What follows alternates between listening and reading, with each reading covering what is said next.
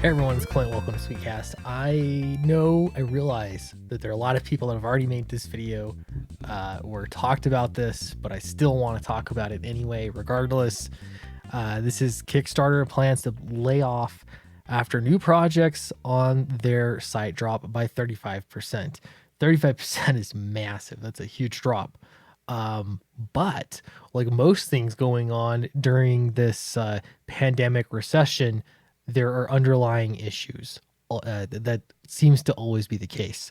I love it. I'm getting notifications from Eric Weathers as he's editing, or he's lettering Downcast 2 right now. He's working on some pages.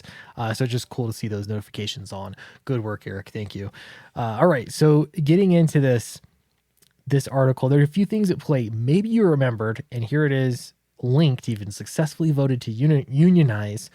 It was not all that long ago, some months ago, that Kickstarter decided to, they unionized. So employees at Kickstarter unionized, and they had some demands. And one of those demands is that they wanted to have somebody or somebody's in charge of deciding which projects were basically woke enough for their platform. Now, they had already had people in these kinds of positions, even just for Kickstarter comics. They have one particular person that's literally her job is just to make sure that there are no wrong thinking comics that can be on their site. So that's one thing. But in their list of demands for unionization, they still wanted more of those kinds of controls. And Kickstarter, basically, this is the bed they made in, that they made. Now they have to lie in it. All right, so this gets a little bit more interesting because usually with unionization happening, laying people off is no easy task. So it almost feels like this is a loaded situation that perhaps maybe this was sort of seen as an opportunity. I'm going to put on a tinfoil hat here. This was seen as an opportunity to crack down on some of the negative effects of the union. And so they're looking at this as basically an opportunity to get rid of some people. And, the 35% drop off in campaigns is justification for that. Perhaps. I would also be interested to know on how IndieGoGo is doing. I have yet to see anything from IndieGoGo saying that they are struggling. I can just anecdotally say that it feels like there are fewer comics related campaigns, but you have to remember that these crowdfunding sites do a lot more than just comic books, all sorts of things. And not only that, but they also have different kinds of expenses, costs that come up.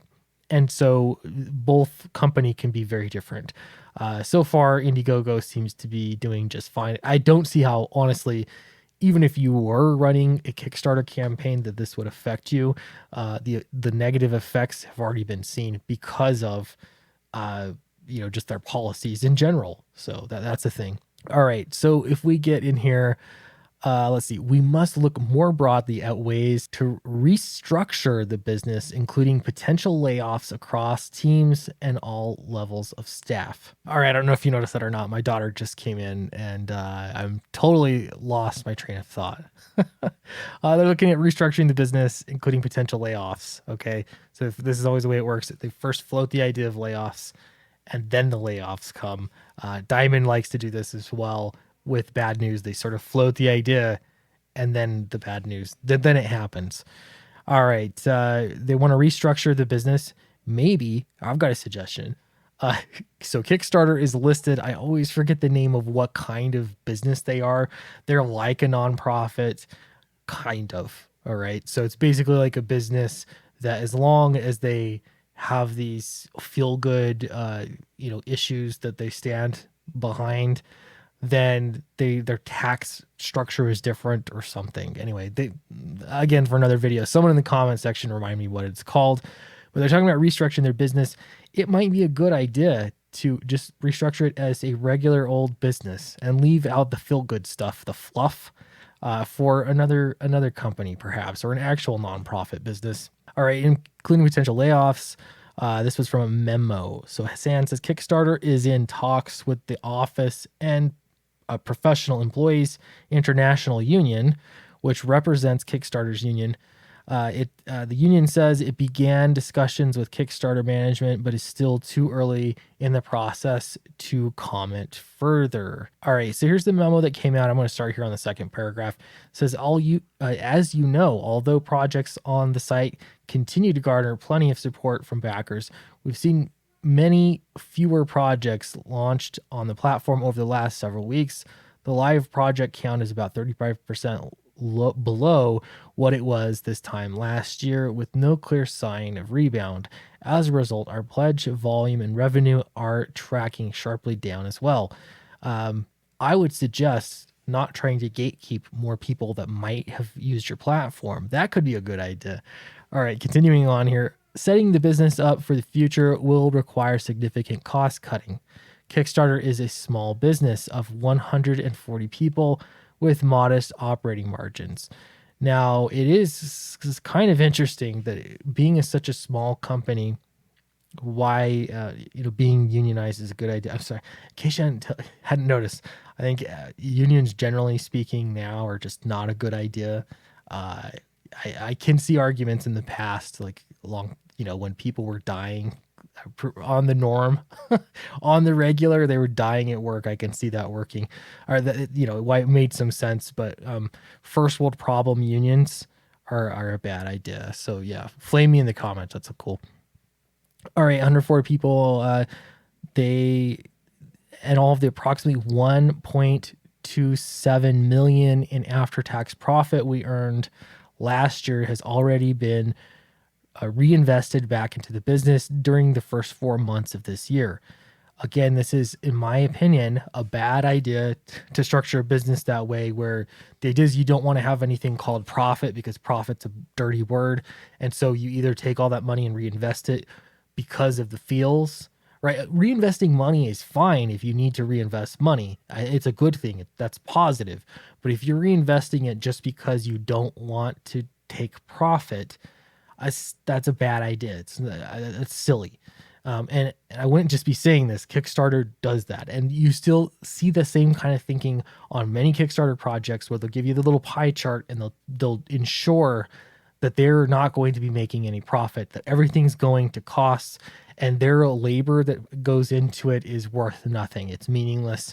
It's all just some collectivist ideal that they're moving toward. It's just a bad idea in business, and it's a bad idea in crowdfunding. Let's see. We've undertaken some measures, including reducing compensation for a number of senior leaders at the company. They've got to say that first, because the first thing that happens is people complain that the people at the top are taking all the money. Why should we have to suffer? That's the talking point. So they're preemptively attacking that by cutting compensation. We don't know by how much. Let's see, including myself and the board of directors, instituting a hiring cap and policy to not automatically fill positions when people leave in order to limit headcount costs, and working to trim non-headcount budgets whenever we can. Now, like anything else, this has underlined some weaknesses in a lot of the country, a lot of the world, frankly, when it comes to business, in how adaptive businesses are able to be. Again, if you can't pay people, it's a good idea to lay people off. It's not going to do anybody any good for y'all to go down together. But in this case, I feel like these problems are so obvious and could have been avoided. But they live in a different world, I guess. All right, so continuing on here, it says, the truth is these measures aren't enough for us to continue to serve creators during this crisis and beyond. We must look more broadly at ways to restructure the business, including potential layoffs, yada, yada, yada. All right. Please feel free to use our normal process and submit any questions you have for me here. Okay, so they recognize it's a tough situation. So I'm going to keep my eye on this. I'm going to see where this is headed. I want to also see if IndieGoGo is having similar issues. If something's going on with IndieGoGo, I don't know. It would just be nice to see. I'm not sure that there are numbers publicly for how many projects total are out. I'm going to dig into that a little bit. But as far as the comic side goes, again, I talked about my video yesterday. It seems to me that comics are doing well. I do think that there seem to be fewer projects. There are some coming around the bend that have had my eye on, or they've been on my radar. If you've got an IndieGoGo project or Kickstarter for that matter coming up, let me know in the comments below. I'm curious to see. Downcast Rise and Fall is my current campaign. It's still up there in the in-demand store. And I've said it before and I'll say it again. We've increased the number of backers. It has been growing, which has been great. Thank you everybody for backing the project. Looks like we're going to hit $35,000. And if I scroll way down here, I've got stretch goals somewhere. I know I've got stretch goals for 35,000. There we go. Trading card 35,000 is the foil stamped cover. I'm gonna make sure it's super foily this time. So if you help us get to 35 grand, that'll be there, and I'll have to figure out a new stretch goal.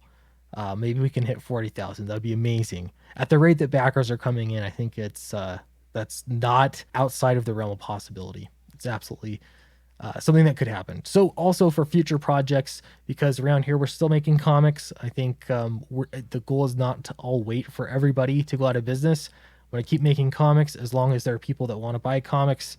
I still want to buy comics, so I'm sure that there are others that do as well. So I have a new project coming up with Charlie Snogans. The best thing that you can do is sign up to the mailing list. It's in the link in the description below, and that way you'll have access to special offers there. Thanks very much, and I will see you next time.